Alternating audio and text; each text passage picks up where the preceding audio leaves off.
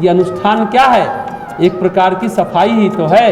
देह की सफाई तो हम लोग प्राकृतिक चिकित्सा में कर लेते हैं। मन की सफाई यही जप तप ध्यान प्रार्थना सत्संग के माध्यम से करते हैं। अनुष्ठान काल में तो अच्छी सफाई करते हैं। प्रत्येक रविवार को इस गायत्री शक्तिपीठ सहरसा में आकर व्यक्तित्व परिष्कार का सत्र करते हैं। अपने व्यक्तित्व का परिष्कार करते हैं, सफाई करते हैं, उसको नहलाते धुलाते हैं। कहते हैं ना, ध्यान क्या है? मन का स्नान है। मन नहा लेता है, मन साफ सुथरा हो जाता है। प्रार्थना करते हैं, मन निर्मल हो जाता है, मल विहीन हो जाता है। ये माजना प्रतिदिन चाहिए। जैसे हम शरीर को साफ करते हैं, मन को भी साफ करें, अपने चित्त को भी साफ करें, अपने व्यवहार को भी साफ करें, अपने चिंतन को भी साफ करें, अपने चरित्र को भी रोज रोज साफ करें। चित्त को, मन को, चरित्र को रोज मांजेंगे और अपने कर्म को भी रोज मांजेंगे।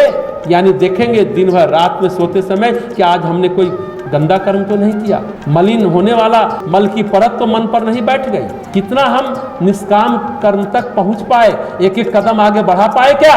ये प्रतिदिन सोचना चाहिए। खासकर 9 दिनों जो अनुष्ठान चल रहा है, इसमें तो और भी अभ्यास करना चाहिए और धीरे धीरे 365 दिन इसको अपने आदत में शुमार करना चाहिए, उतारना चाहिए। चित्त में जब कर्म उभरता है, मैल उभरता है, तो तपस्या कर उसे छीन किया जा सकता है। ये अनुष्ठान कर, साधना कर इसे छीन किया जा सकता है। भगवान श्री राम का कर्म उभरा, विकर्म कह सकते हैं, बुरा कर्म कहिए, श्राप था विष्णु जी पर।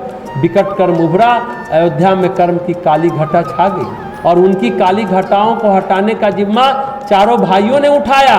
देखिए, इसमें 2 भाई मुख्य रहे, 2 भाई सहयोगी रहे। भगवान राम मुख्य रहे, लक्ष्मण सहयोगी रहे। भरत जी मुख्य रहे और शत्रुघ्न जी सहयोगी रहे। भरत रोज अपने को माजते हैं, अपने को रोज कसते हैं। राम की वन यात्रा ही तो तप यात्रा है। इस तप यात्रा से सिर्फ अयोध्या ही नहीं, समस्त संसार बदलने वाला है।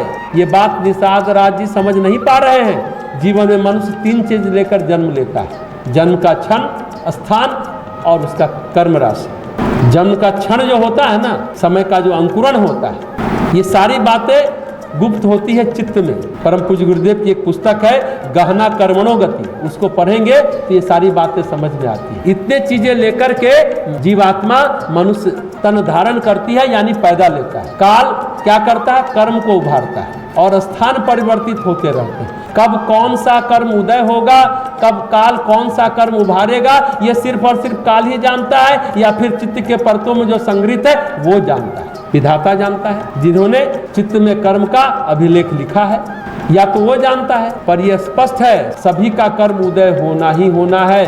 वो श्री राम जी का उदय हो, चाहे आने वाले समय में रावण का उदय हो। श्री राम जिनका अभी अभी विवाह हुआ, वो श्री राम जिनका युवराज पद पर अभिषेक होने वाला है, वो युवराज्ञी सीता जो महारानी बनने वाली है, वो कल वहाँ थी, आज यहाँ है। चित्त में ऐसा उभार आया कि स्थान परिवर्तन हो गया। अयोध्या से वन में पहुँच गए, स्थान बदला है। लोग सत्य कहते हैं, जीवन में, प्रकृति में, संसार में कर्म प्रधान है। अब उस कर्म का जो माध्यम बने, चाहे कैकेयी बने, मंथरा बने राम के लिए, होता तो अपना ही भाग्य है ना, अपना ही कर्म होता है। हम हमेशा बोलते हैं, व्यक्ति या परिस्थिति कोई माध्यम बने सुख या दुख के लिए, होता अपना ही भाग्य है। कोई चाहकर हमें दुखी नहीं कर सकता तो चाहकर सुखी भी नहीं कर सकता, जब तक हमारे कर्म में ना हो। बेकार हम दूसरों को दोष देते रहते हैं। व्यक्ति हो या परिस्थिति हो, कोई माध्यम बने, होता अपना ही कर्म है। हम क्या करते हैं, फलना के चलते ये प्रॉब्लम हुआ, चिल्लाना के चलते ये प्रॉब्लम हुआ।